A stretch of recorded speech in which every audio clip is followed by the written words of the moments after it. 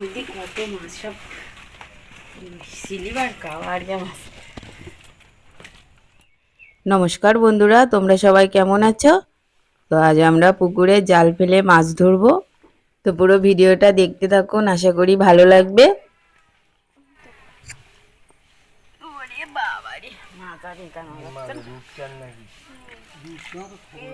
আর কি কাল তো মাছ পাড়ে আমার মামার শ্বশুর বাড়ি একটা মাছ নেই পুকুরে। মাছ ভর্তি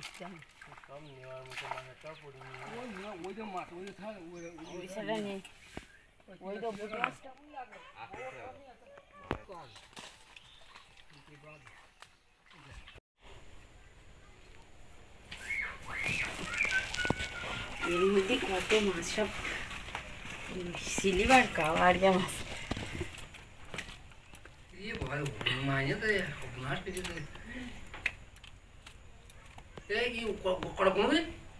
এক, দুই, তিন, চার, পাঁচ, ছয়, সাত, আট, নয়, 10, 11টা। আমার রোদ লাগছে এখানে খুব। এখানে খুব রোদ লাগছে, দূর দেখা যাচ্ছে।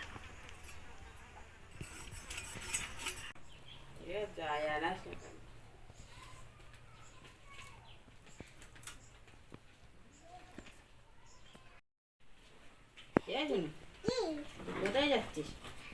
দেখেছিস বলে কি মাছ বলে বলতো? কি মাছ জানিস? কি মাছ বল? রক্ত পড়ছে এখান দিয়ে। রক্ত পড়ছে, জ্যান্ত মাছ না পুকুরে? হ্যাঁ, এই রক্ত পড়ে তো পুকুরে জ্যান্ত মাছ না, ওই রক্ত পড়বে। এটা কি মাছ জানিস? কি মাছ বল? তেলাপিয়া মাছ। কই মাছ? তেলাপিয়া কি বলতে? তেলাপিয়া ছোট বাচ্চা মাছ, বাচ্চা তেলাপিয়া মাছ। এটা তেলাপিয়া মাছ। মনে হচ্ছে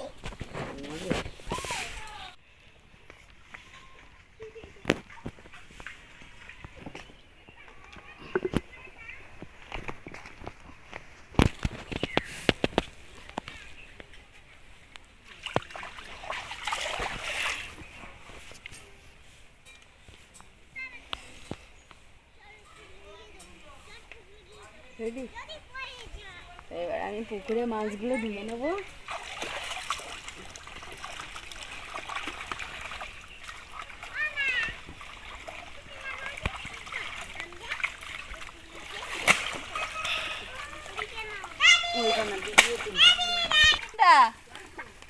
এক গুন্ডা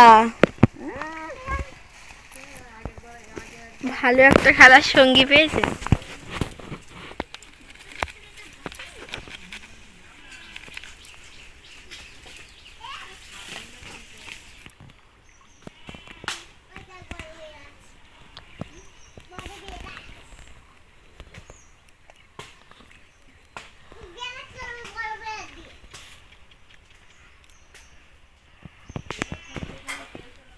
সিলভার পাবেন না, অবশ্যই বিরাট, এই জন্যই না এই মাছ কাটতে সময় লাগে খুব।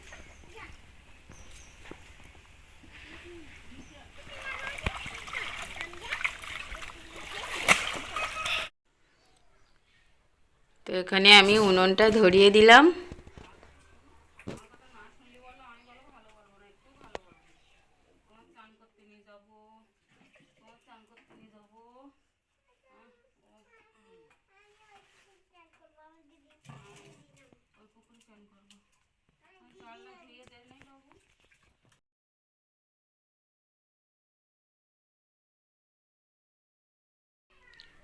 তো কচুটা আমি কেটে নেব।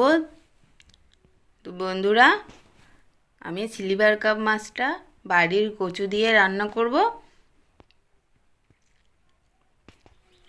তো এখানে মাছগুলো সব ধুয়ে নিয়েছি, এবার আমি নুন হলুদ মাখিয়ে নেব। তো এখানে অনেকগুলো মাছ, প্রায় 10-12টা মাছ আছে।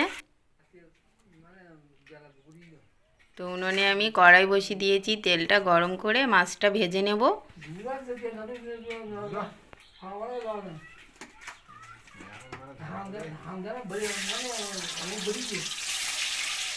ওই বৃষ্টিটা আর তো চাষি হয়ে গেলি দুর্দান্ত হয়েছে।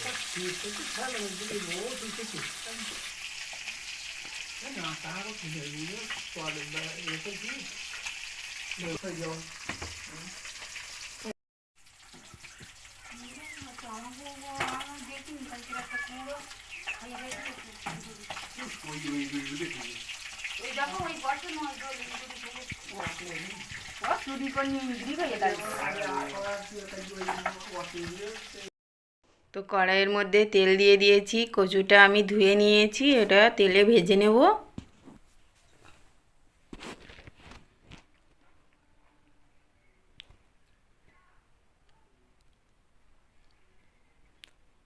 তো কচুটা দিয়ে দিলাম। তো এই কচুটা খেতে এত সুন্দর লাগে, আমরা যে কোনো বড় মাছ হলে আমরা কচু দিয়ে রান্না করি।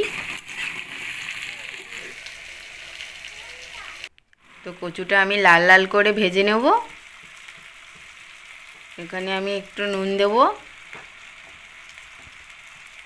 তো আমি 1 চামচ নুন দিলাম আর 1 চামচ হলুদ দিলাম, দিয়ে আমি কচুটা আরও কিছুক্ষণ ভেজে নেব।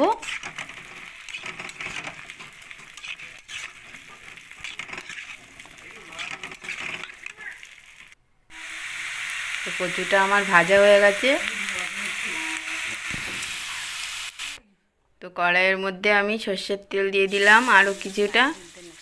মানে আমি পেঁয়াজ কুচি দিয়ে দিলাম, পেঁয়াজটা ভেজে নিলাম, রসুনটা দিয়ে দিলাম, রসুন থেঁতো করা। তো দিয়ে আমি ভেজে নেব। তো ভাজা হয়ে গেছে, এখানে আমি টমেটোটা দিয়ে দিলাম। তো আমি এখানে একটা বড় সাইজের টমেটো নিয়েছি, নিয়ে খুব ভালো করে ভেজে নেব।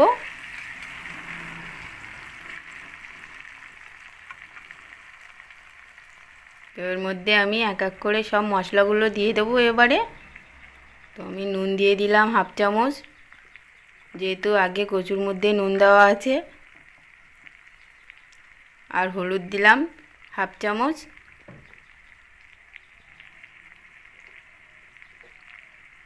আর এখানে লঙ্কার গুঁড়ো দিলাম সামান্য একটু, যেহেতু আমাদের বাচ্চারা ঝাল খুবই কম খায়, সেজন্য আমরা সবসময় তরকারিতে ঝাল কম দিই।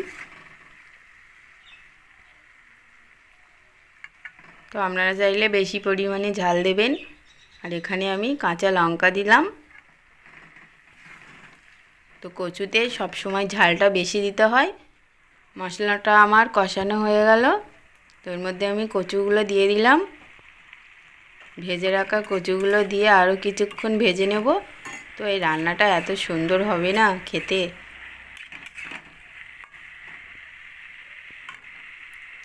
তো প্রায় আমার তরকারিটা কষানো হয়ে গেছে, এর মধ্যে আমি জল দিয়ে দেব।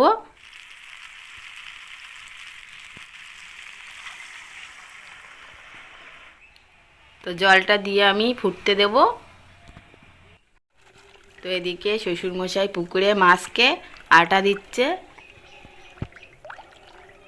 তো দেখুন কি সুন্দর মজা করে মাছগুলো খাচ্ছে।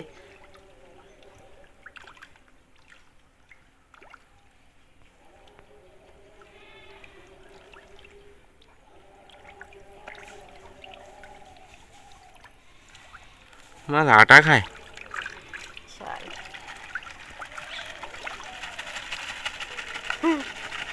মাছগুলো পোষা মাছ, বুঝলে?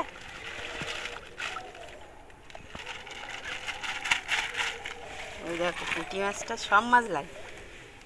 ও তলা কই মাছ, কোনো মাছ তরকারিটা আমার ফুটে গেছে, এবারে আমি ওপর থেকে মাছগুলো দিয়ে দেব, দিয়ে কিছুক্ষণ ফুটিয়ে নেব। তো আমি সব মাছ দিলাম না, কিছুটা মাছ রেখে দিলাম, অনেকটাই মাছ, একসঙ্গে অত মাছ খাওয়া যাবে না। তো সেজন্যে আমরা যে কজন খাবো সে কটা মাছ দিলাম আর কি, গুনে গুনে।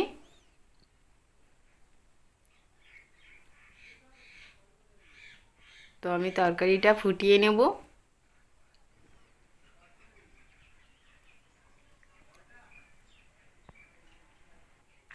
তো প্রায় দেখুন তরকারিটা হয়ে এসেছে, তরকারিটা আমার ফুটে গেছে। ওপর থেকে আমি 1 চামচ জিরে বাটা দিয়ে দিলাম।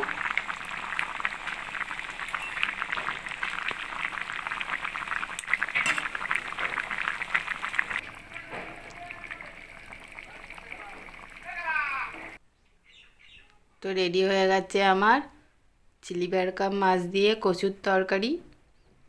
তো বন্ধুরা, জিভে জল আনা একটা রেসিপি, তো আপনারা অবশ্যই ট্রাই করতে পারেন। আশা করি খুবই ভালো একটা রেসিপি, আপনাদের খুবই ভালো লাগবে।